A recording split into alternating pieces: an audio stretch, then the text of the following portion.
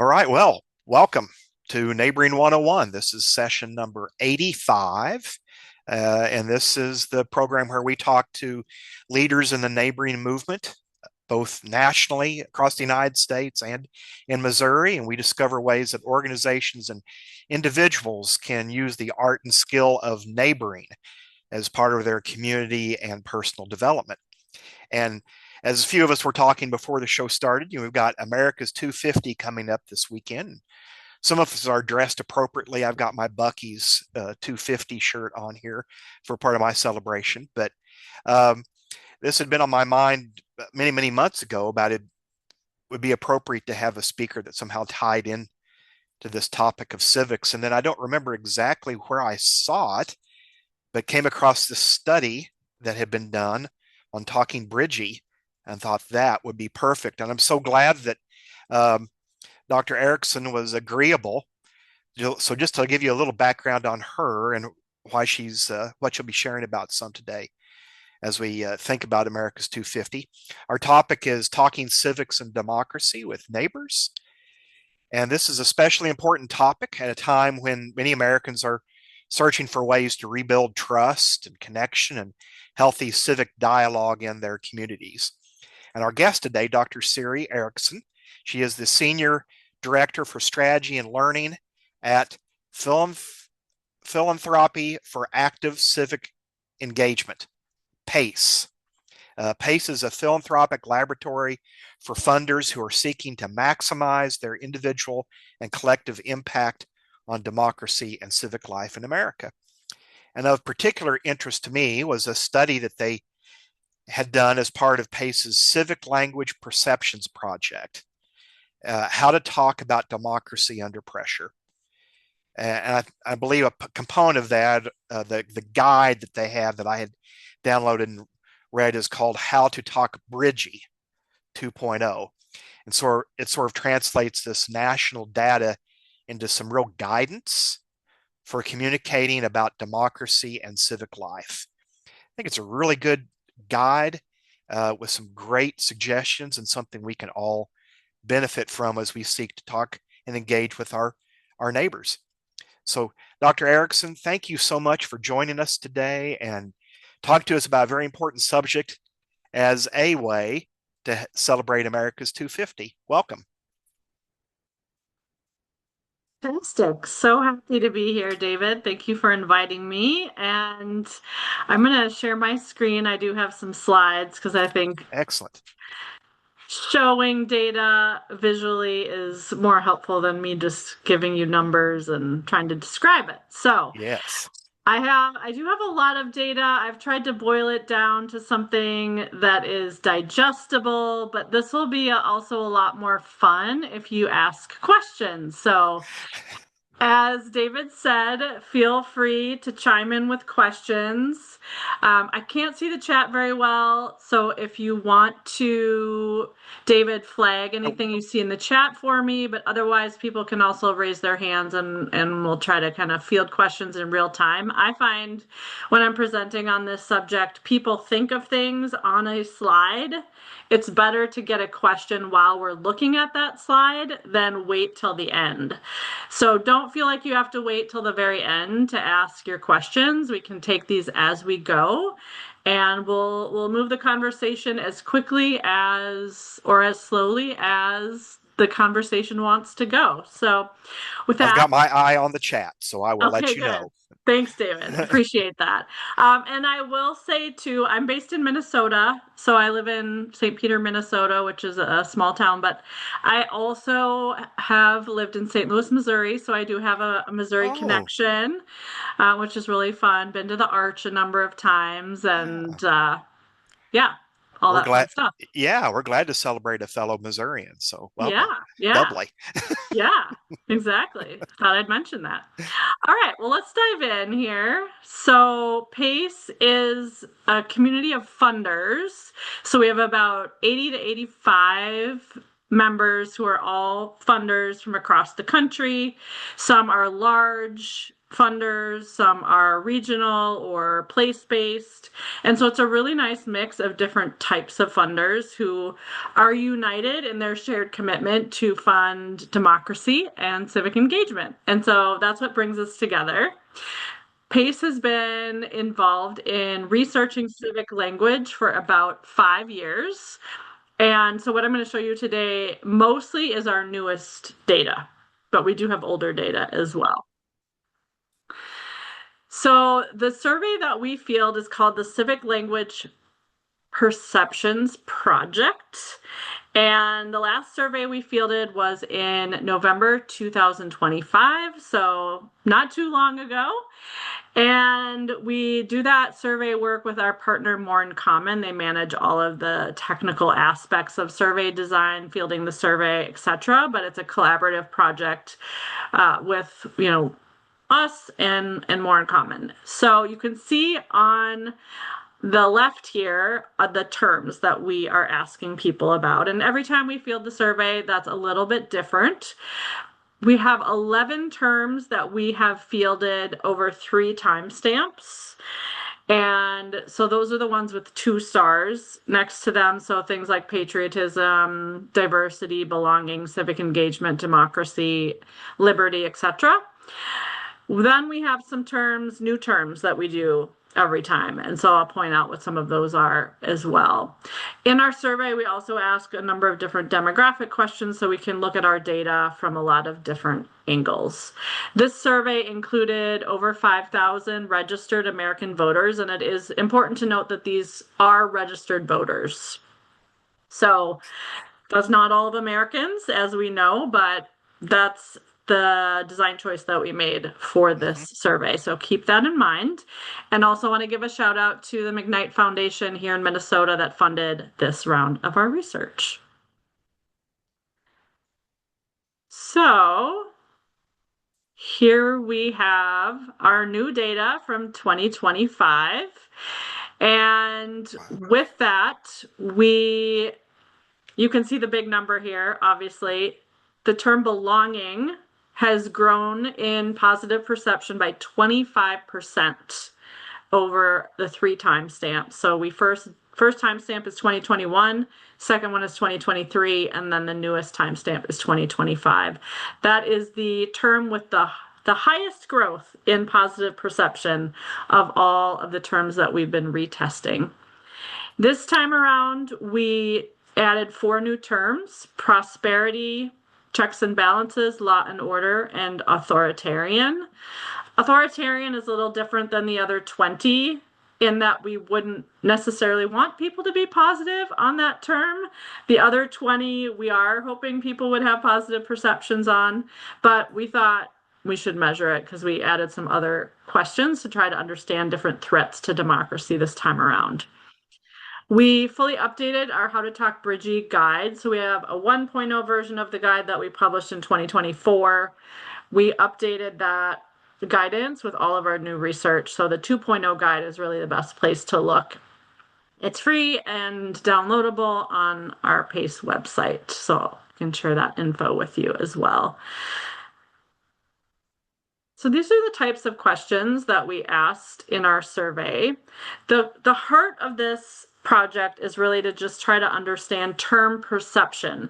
So we don't give people definitions, we just give them the term, and then we ask, are you positive, negative, neutral, or unfamiliar on that term? So we're really checking that kind of gut level, quick response, rather than trying to do a deep dive into explaining what terms mean and testing people on their knowledge and things like that. So it's an impression survey. We also asked some other kinds of questions. So we asked people directly for each term that they look at, do you think this is a term that brings people together or drives people apart? We also asked them, is this a term that you feel is meant for you or is it meant for someone else? And we can look at how those 3 data points kind of intersect to create some interesting trends. We also, in this survey, asked about ways to talk about threats to democracy more effectively, ways to broaden the appeal of the term democracy itself, and looked at terms that resonate with the exhausted majority. So a lot of different data in here.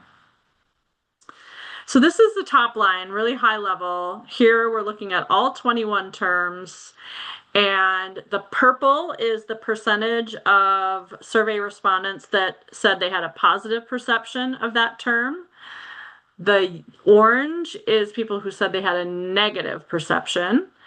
And then the teal is neither positive or negative, so we call that neutral. And then the gray is people who said they were not familiar with that term. So you can see these are ordered by highest positive perception to lowest in the chart here. And a lot of those very kind of core patriotic civic terms, freedom, liberty, citizen, constitution, those are really at the top still with very high positive perception. I think it's also important to note that even when we get down to a term like social justice, which is in terms of rank order of positive perception, is number 19 on this list, still the majority of Americans have a positive perception of that term. So 55% of Americans say they have a positive perception of the term social justice, and another 27% are neutral. Only 17% have a negative perception. Dr. Erickson, while you're on that slide, I just Yeah. want to this your earlier slide about belonging jumping so much was really cool to see and encouraging, because I think many on this call and many who watch the video will say that their work in neighboring really Yes. targets that sense of Yes. belonging. So that was a positive thing, but also to see on this chart community, service, and Mhm. belonging Yes. so high on the list and so positive in nature, because those are, three of the terms that we would talk about a lot in terms of getting people to connect in their neighborhood. Fantastic. Great. Yes. Those are good words to be using then. Good words to lead with, and there'll be more good news about those terms as we go through the Oh, presentation. okay.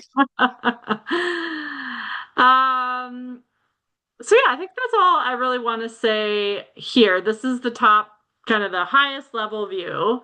And now we'll look at those 11 terms that we've retested over the 3 timestamps. And so you can see the growth in positive perception.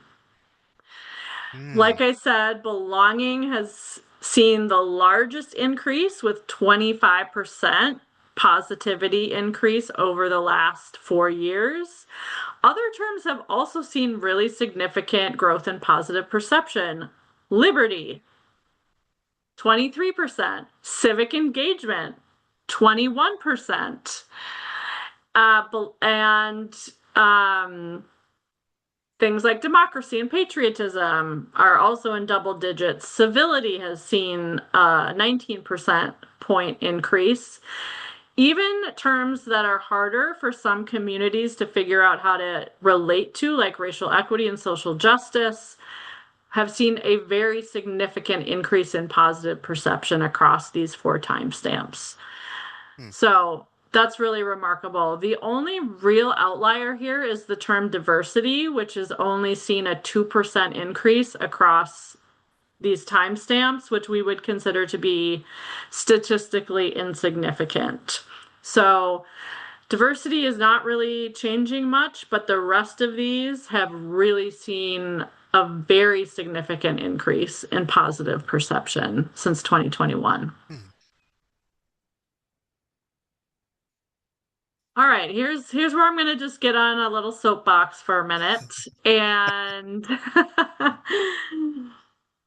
saying the term democracy. That if you remember nothing else, uh, it's an important word. We know that it does have some challenges as a term with some groups of people, and I will name that in a minute. But overall, across the American public, in our voter pool, 71% of Americans said they had a positive perception of the term democracy. Another 19% were neutral, and only 8% of respondents said they had a negative perception of that term. So Keep using it. With that being said, it does work better with some groups more than others. So on the right-hand side here, you can see some of the demographic group breakdowns. And if we look at the first one, that's by age. Older American voters are much more positive than younger Americans on the term democracy. So if you're primarily talking to people 25 and up, you're going to have pretty good resonance with that term. And again, the older you go, the stronger the connection is going to be there. If you're talking to younger Americans, it's more of a challenge. There's more of a mixed feeling about that term.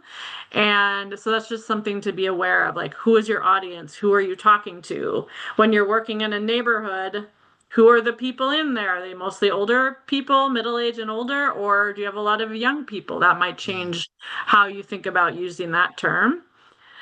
The next demographic breakdown that we're looking at in the purple there is by political party.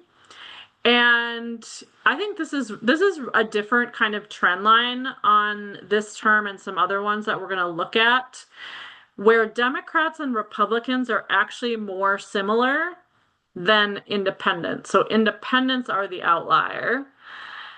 Democrats are obviously the most positive on the term, but Republicans are also like overwhelmingly positive, like 66%, and lean Republican is 72%.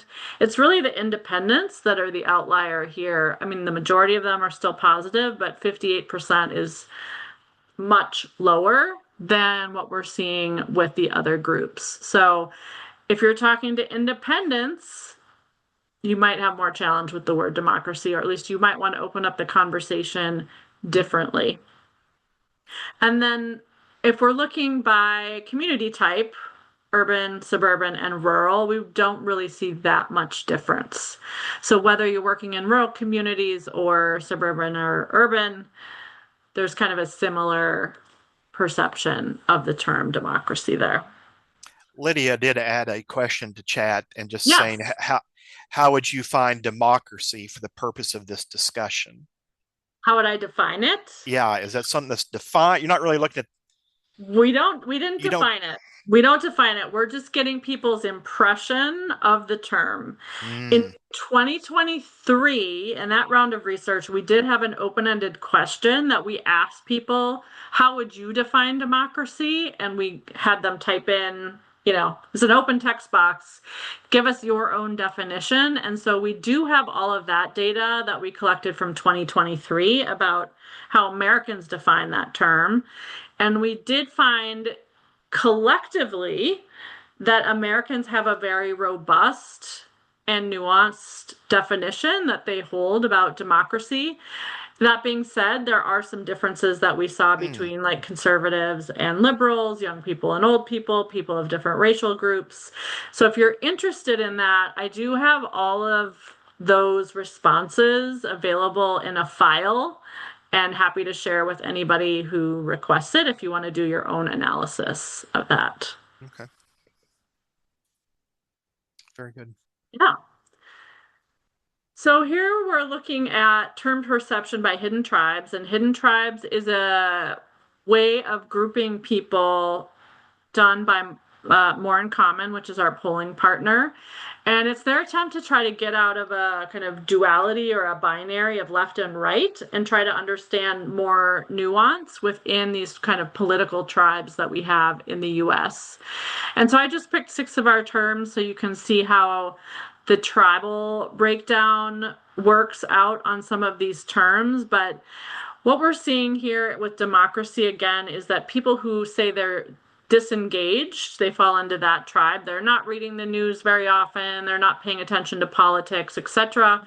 They have the lowest perception of the term democracy than people who are engaged in one of these other groups.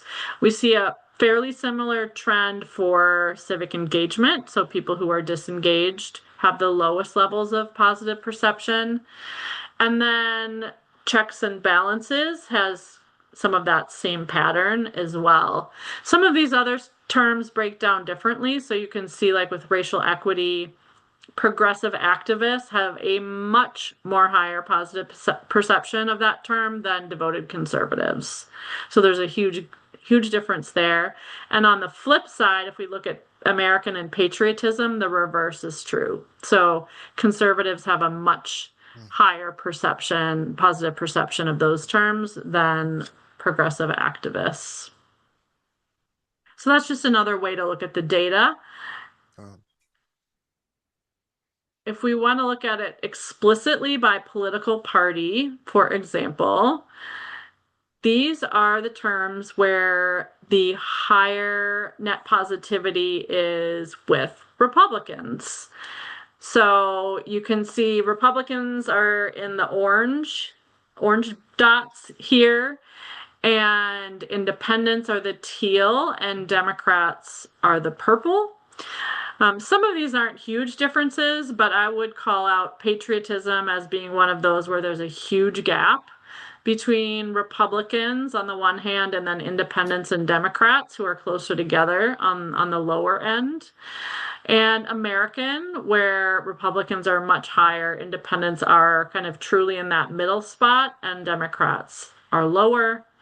And then law and order would be another one where we're seeing a big difference there. And then conversely, these are the terms where the net positivity is higher for Democrats. And so Democrats are in the purple here, independents in the teal again, and Republicans in the orange. And there are some pretty big gaps here, diversity being the biggest one. So there's a huge gap between how Republicans perceive that term and how Democrats do. Also, terms like democracy and civic engagement have sizable gaps, as do racial equity and social justice. does the fact that pluralism is at the bottom of that chart suggest that maybe people don't know what pluralism is? Yes, exactly. So a lot of people aren't negative on that term very much. Like if we go back to this slide, you can see here 9% of people are negative on the term pluralism, 45% are neither, so kind of in that neutral, and then a large chunk are in that gray zone of Hmm. they just don't know what the term means.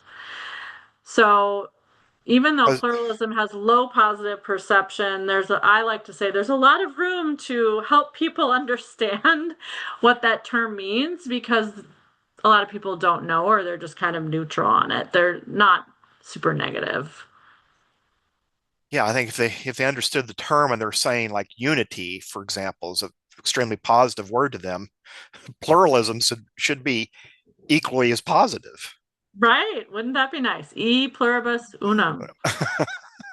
We need to join Hmm. those back up together. Yes, that's fascinating. Yeah. So here's another cut of the data by community type. And here you'll notice there are some gaps, but they're not nearly as big as they are by political identity. So these are the terms where the highest positive perception is with urban voters. The biggest gap there being with social justice. And this is the look at suburban. So these are the terms where suburban voters are the highest. Again, some gaps, but not real large. Citizen is the biggest one with a gap of 12. But otherwise, these are comparatively small based on what we saw Hmm. with the political party gaps. And then this is the rural. These are the terms that rural voters have the highest positive perception on. So I think it's good to know this if you're working in rural communities or if you're working in an urban area to know which terms do those communities prefer, but also to know that the gaps aren't really that big by community type as compared to political identity. One question in the chat, Yeah. Stan is asking if you also looked at perceptions, if they broke out perception differences by education levels. Yes, we do have that data. And I will towards the end I'll show you how you can access that. I'm not going to show it in the slides, but we do have it available and it's easy, easy, easy to access yourself. Okay. So I'll show you where you can do that. All right, so now I'm going to transition into our How to Talk Bridgey guidance. So we were Mm-hmm. looking at data.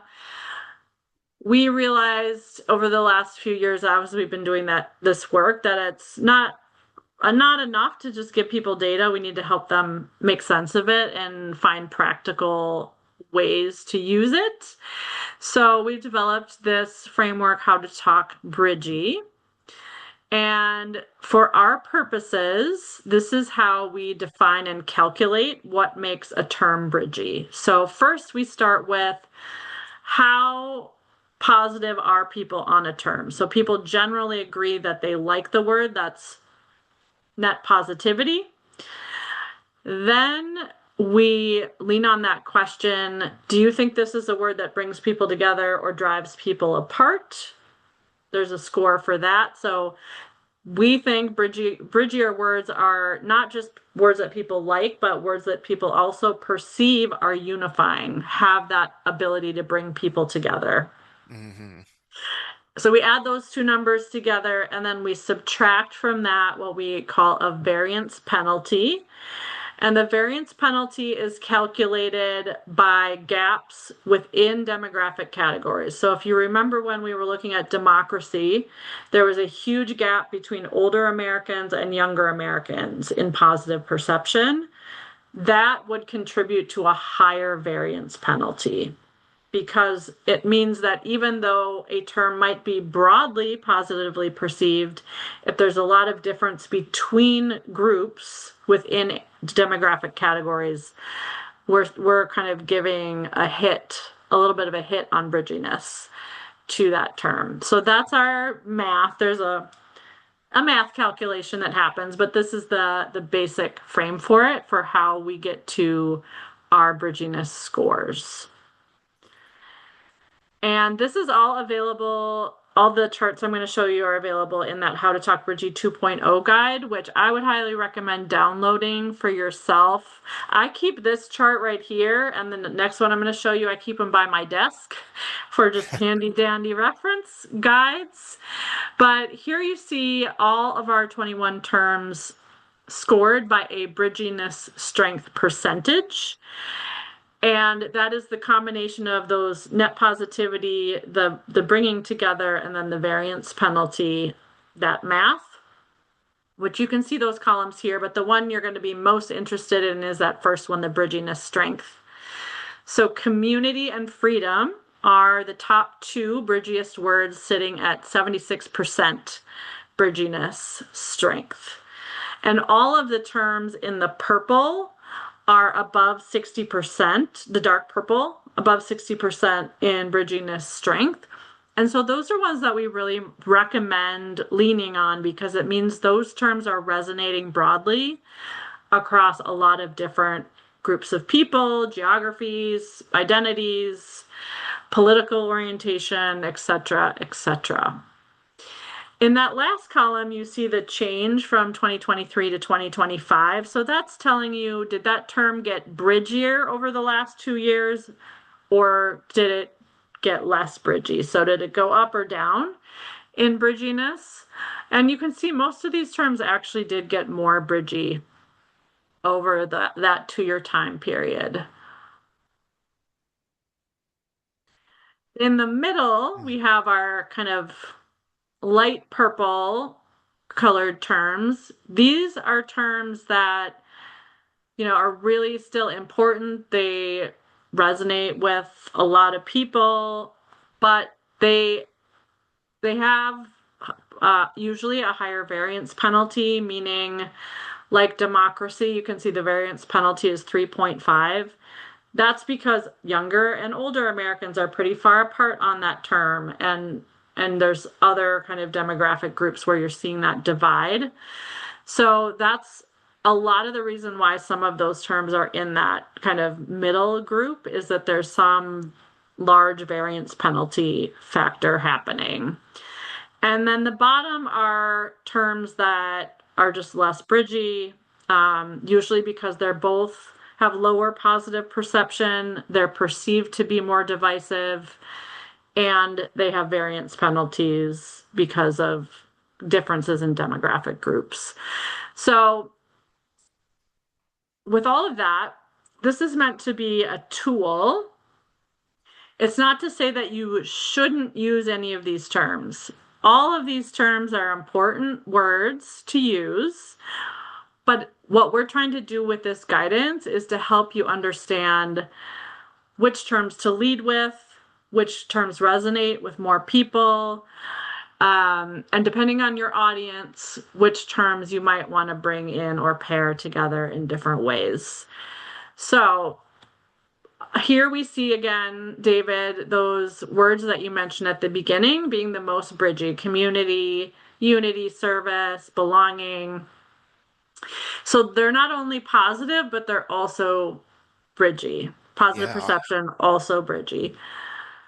And people perceive those terms to be ones that bring people together. Well, and thanks to chat now, I have a single sentence that combines all of those top word choices. So, you can actually walk up to your neighbor and say, as a citizen, I value freedom and liberty. I believe in service to my community, and I know that unity creates a strong sense of belonging. There you got it, right? Instant, Good. instant door opener. Who wouldn't want to have a longer conversation when you start with that sentence, right? Exactly. You're in. You're in. It's good. I love that. Oh my gosh. Send that to me in an email. That's Okay. good. Okay, so in addition to understanding which terms are bridgy, we also do want to know what kind of signals different terms are sending. And so this is our signal strength chart, which is also in that guide. So I keep this one by my desk too. I have them back to back on one page. And so that first column is the bridginess strength from the slide we just looked at. And then we took 3 of our most asked about demographic categories. So political ideology, age, and urbanicity, or where people live, community type. And we did a different calculation to understand which groups are most likely to be resonating with each of these terms. So if we just take ideology, political ideology, that column, if it's color coded yellow and says bridgy, that means it works for people across the political spectrum pretty well. So it's going to resonate regardless of somebody's political identity or ideology. If it says weak conservative, that means that conservatives are slightly more likely to resonate with that term. If it says strong conservative, it means conservatives are much more likely to resonate with that term than liberals. And the same is true with the teal. So weak liberal means liberals are slightly more likely to prefer that term than conservatives. And strong liberal in the dark teal means that liberals are much more likely to prefer that term than conservatives are. Mm. So the same kind of color coding scheme applies to the age column and to the urbanicity column. And just to point out a few trends here, there's a lot more bridgy terms by urbanicity than there is by political ideology. And there's only 2 terms that are bridgy across all 3 demographic categories, and those are community and belonging. Mm. So really, no matter who you're talking to, community and belonging are great entry points. They're great starter Mm. words to get conversation going. Um, Excellent. a few that are also kind of interesting, if you look at democracy, for example, midway down, it's both more likely to be preferred by liberals than conservatives, and also more likely to be preferred by older Americans than younger Americans, which is kind of an interesting combination that we don't really see any with any of these other terms. The only one that's Hmm. opposite of that directly is authoritarian. So younger voters are more positive on the term authoritarian than older voters are. And conservatives are more positive on the term authoritarian than liberals are. So that one's kind of flip-flopped with democracy. And those are some kind of interesting ones. But otherwise, there aren't any of these that are like dark orange all the way across or even dark teal all the way across. So, depending on how I use this is like I think about, well, who am I trying to talk to? Am I, do I even know who I'm trying to talk to, right? But if I know, okay, I'm going into a rural community, I would probably lean on all the words that are in yellow here as a first kind of way to open up conversations. If Hmm. I'm going into a community of young people, I might start by talking about diversity and pluralism. Um, so it's like depending on who you're talking to, you might want to lean on different terms, and that's what this chart is made to help you with. So if you're putting all that together, here's some of our guidance. So if you're trying to reach both liberals and conservatives at the same time, one strategy is to lean on those politically bridgy words like belonging, community, checks and balances, civility. Another strategy that we recommend is pairing terms. So talking about constitution and democracy together because constitution codes right, democracy codes left. If you put them together, everybody can see themselves in that pairing. So trying out different pairings of words that are coded can be an interesting strategy as well. Hmm. If you're trying to talk to both younger and older Americans, these are the terms that are generationally bridgey. So belonging, civic engagement, community, prosperity, racial equity, and social justice. Interestingly, and I think counter to a lot of people's assumptions, there aren't big gaps between older and younger Americans on racial equity and social justice. What makes a bigger difference is political identity, not so much age on those terms. Hmm. And then if you're trying to talk to both rural and urban Americans, there's a lot of good options for geographically bridgey words that you can lean on in your communication. A few other points of data that I'll just pull out, and then I'll show you where you can find a lot more of this for yourself. So we were interested in understanding what is the most effective way to talk about threats to democracy. And so we asked people the question this way. Sometimes people in power use their position and authority to help themselves or their group instead of following or enforcing laws for everyone equally or using the law to protect everyone's rights. What is the term that best fits this description? And you can see here there's a clear winner. Abuse of power is what 52% of survey respondents chose as the word or term that best describes that sentence. Corruption is second, and authoritarian is third at 14%. But based on this, we wouldn't really recommend leading with a lot of language using the word authoritarian or authoritarianism. And then we also were interested in, is there a way to make the term democracy itself more broadly resonant? And so people got the term democracy next to free and fair democracy, democracy next to constitutional democracy, all the way down. And they could tell us, which do you prefer of the pair? So what you're seeing here is that when people were given the pairing of do you prefer democracy or free and fair democracy, Hmm. by adding free and fair, you get a 38% boost. So 69% of people say they prefer free and fair democracy to just using the word democracy itself.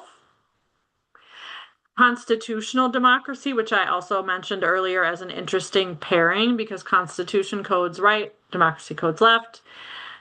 If you put them together, constitutional democracy also is one that people say they prefer more than democracy itself. Interestingly, the rest of these pairings scored worse than the term democracy by itself.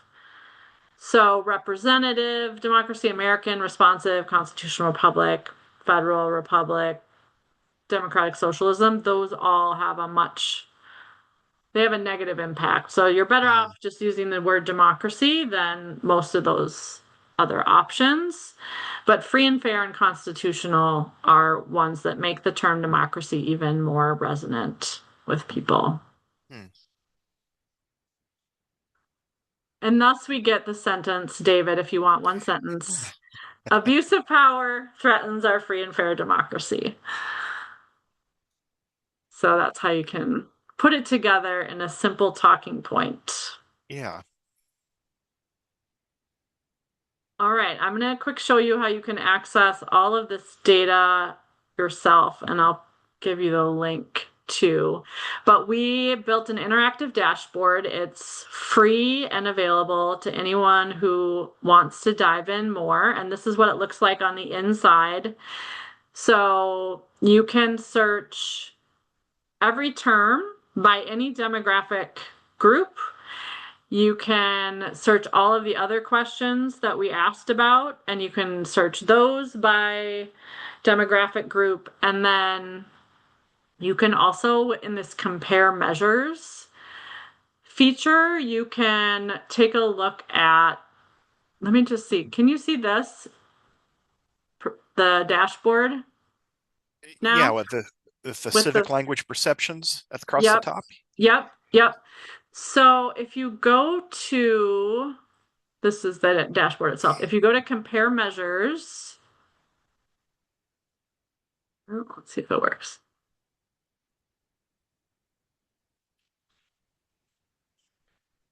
Maybe it's getting updated right now.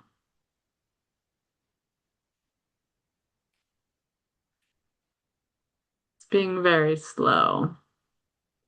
Well, I'll let you do that on your own because I know they're doing a system update right now. But if you go to compare measures, it'll plot positive perception against some other questions, and it'll create like a 2D or 3D scatter plot depending on which questions you want to look at side by side. So that's also kind of fun. And there's a little bit more about our survey methodology and stuff here, but you can access all of the data from our 2025 survey right here. And so if you're a curious person, I invite you to go do that. And that's accessible off the PACE website, or was this? Yes. Oh, it's off of civiclanguage.org. Yeah, civic language. I'll just put it here so you can access it there. Yeah, I'll drop it in for you. And then all of our other research can be accessed, and the Bridgey 2.0 can be accessed at pacefunders.org/language. So with that, we can open it up to conversation and additional questions. Well, I would think there'd be several on here with some questions. I'll wait till they raise their hand or type it out instead of me calling them out, but you probably know who you are. So jump in with your questions.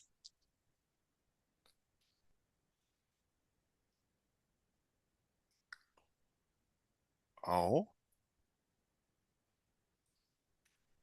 Now, Steve, I see you smiling there in front of the bridge on Commercial Street. I would imagine that you would have a question. Just because I'm sitting in front of a bridge? No, well, no, that's a way to identify you for Siri. But because this is Bridgey. This is a talk about Bridgey. That's right. I'm in the wrong talk. I thought this was about bridges. Sorry. I would perceive this would be right up your alley of interest.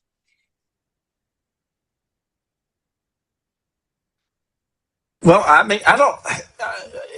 My question the whole time was is who is your audience for this in most cases? I mean, how is this research being utilized? You know, is it being utilized at the community level? Is it being utilized politically? Who sources this data and in what capacities? Yeah. Great question. So our primary audiences are nonprofits and funders who work on civic related issues somehow. That could, so community foundations, people that are working on bridging initiatives, developing community belonging, voter registration, nonpartisan voter registration. So it's the people that are leaning on this research are not political operatives well, I guess I don't know for sure, but it's more like the nonpartisan civic sector, people who are working in community trying to talk about civics and democracy and build community and belonging. So those are the folks that are most leaning on this, as far as we can tell. I know one of the reasons it resonated with me when I first saw it is that neighboring is really it's about building bridges, not winning arguments. Mm-hmm. And if I'm in a conversation, I'm concentrating on trying to win an argument. My word choices would look one way, but if I'm trying to build a bridge with a neighbor, then my language choice would look different. It's about building the bridge, Yes. not winning the argument.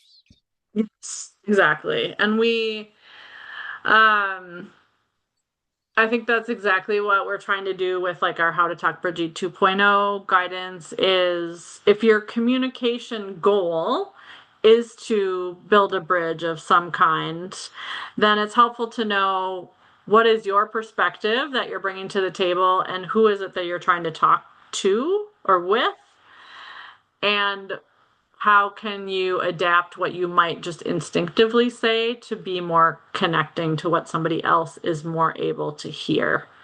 And that, David, as you said, that's a strategic choice, right? There's other moments in time in our work where maybe we are trying to express what we think and talk about our most deeply held values, and we're not as concerned about creating that bridging connection. That might lead to a different language choice. So it really is about knowing what your goal is and then using evidence instead of just making assumptions about what language resonates best with different kinds of people. So I Yeah. know for me, this research, and I hear this feedback a lot from people, is like, we're all just kind of, our default is to talk to other people in ways that are most natural for us.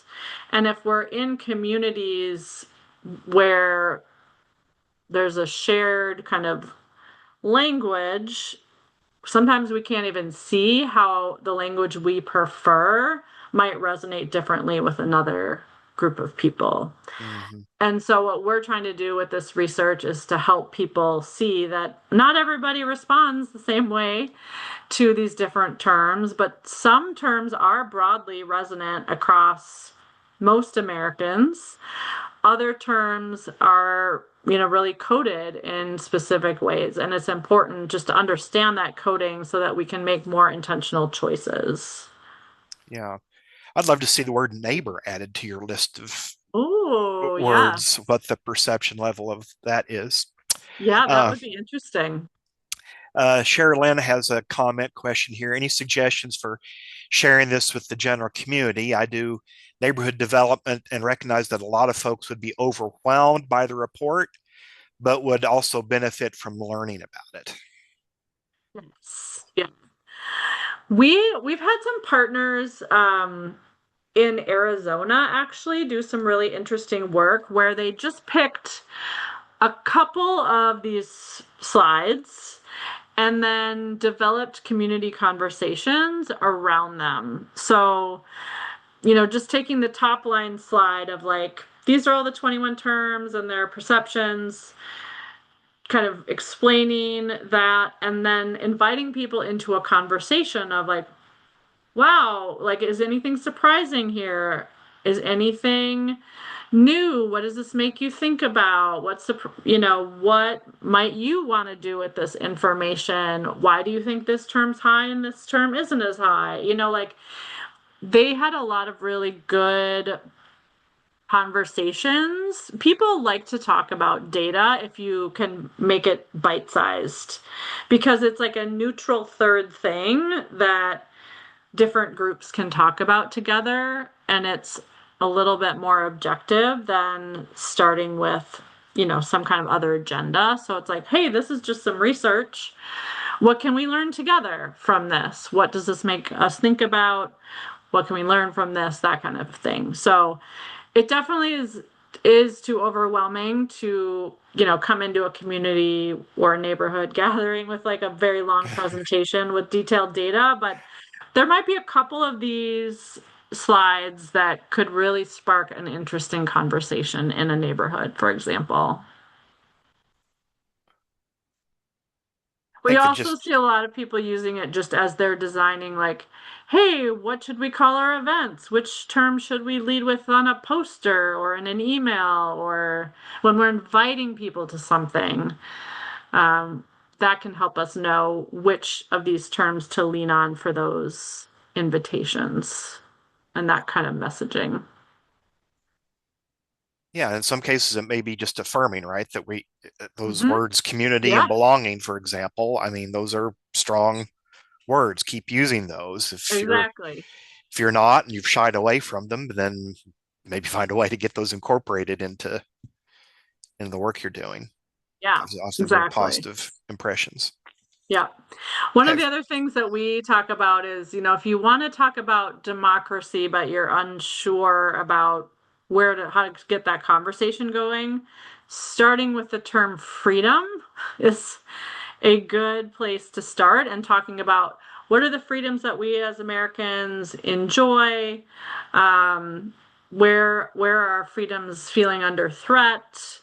So talking about it that way can be an entry point into a good conversation to get a little more of that like democracy piece in there without using that term itself. Even though I said still use the term democracy, but if you're feeling hesitant, talking about freedoms is a great place to start.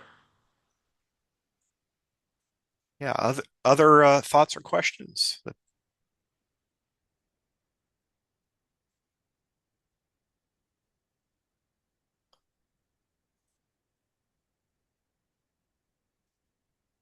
Don't be shy. We've got family get-togethers coming up this weekend, so you know this stuff's going to come up.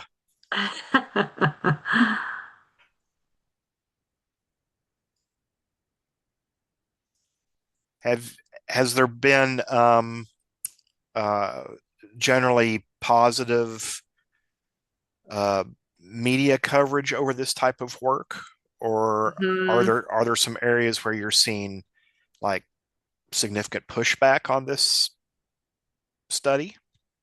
Either one?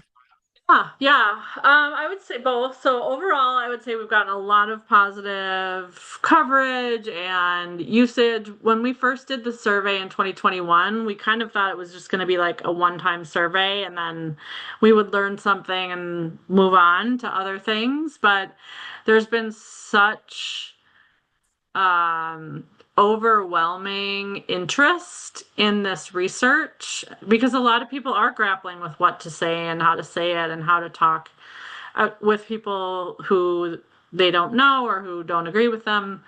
And nonprofits, in particular, community based nonprofits, are grappling with what to put on their websites and what to put in emails and how to talk about certain challenges that their communities are facing. And so we've just seen a lot of uptake of the research, which is why we've continued to do it. Um, since then. And so that's, yes, like there are a lot of people are using this and relying on it and having good conversations about it. I would say like one area of pushback has been some people have like there's the equity cluster of terms, so diversity, racial equity, social justice.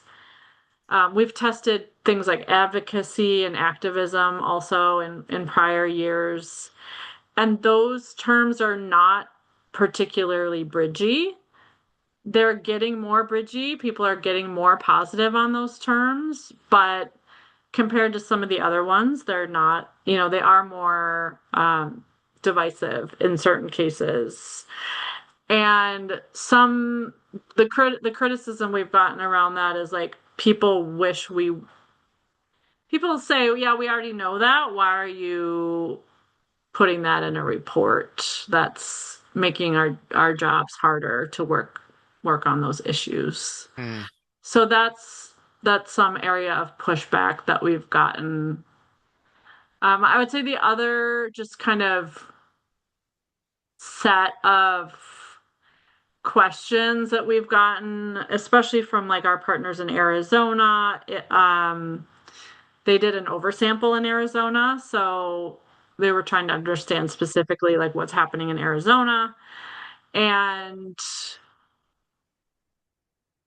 they really wanted to be able to do a more robust analysis around like how do Native Americans differ in their perceptions towards these terms than Hmm. other groups, and the sample size just wasn't large enough. And it's not just with race and ethnicity, but with some of the questions, like if you look at the data around education or what sector, employment sector are people working in, the sample size, if you cut too many layers down, just isn't big enough to be able to make a meaningful comparison in amongst some of those groups that have lower sample sizes. And that is a question of, like, if we want to understand what Native Americans are thinking about these terms, we would need to really do an oversample and get a lot more data on that. And so I think Yeah. people have a desire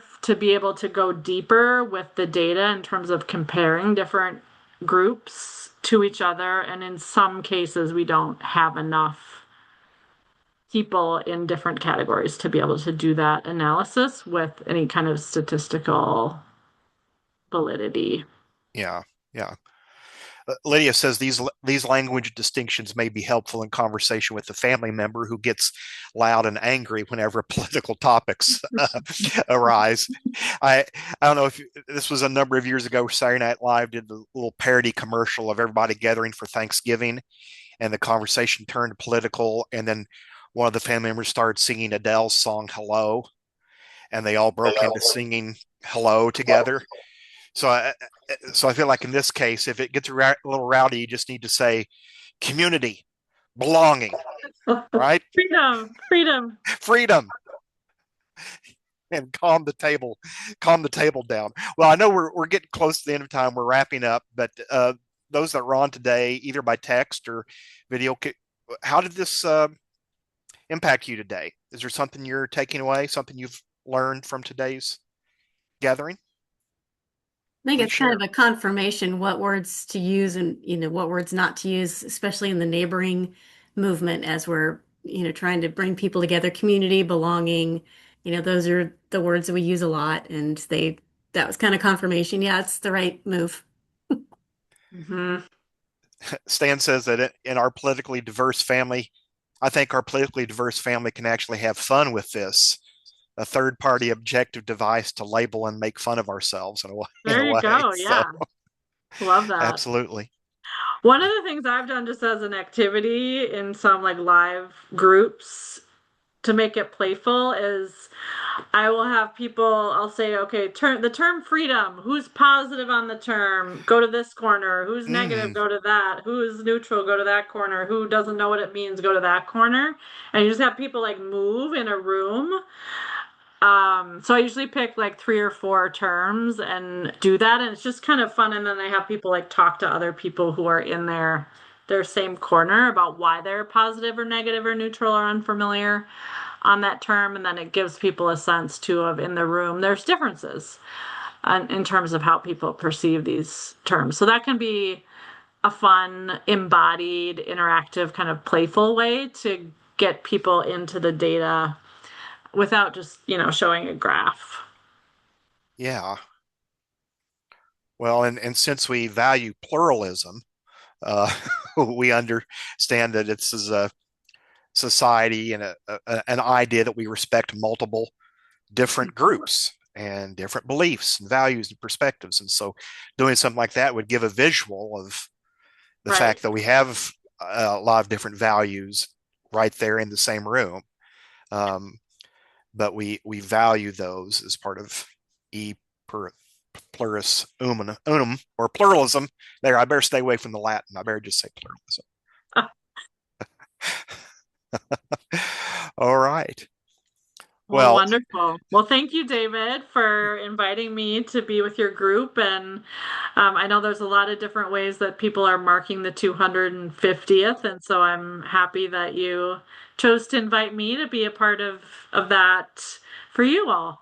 well, I think this is a great way to one way to celebrate that, and we'll be sharing the video out with class members and encourage them to keep the conversation going and share with others as well. So, Dr. Erickson, thank you very much for joining us today. You're welcome. My pleasure. Take care, everybody.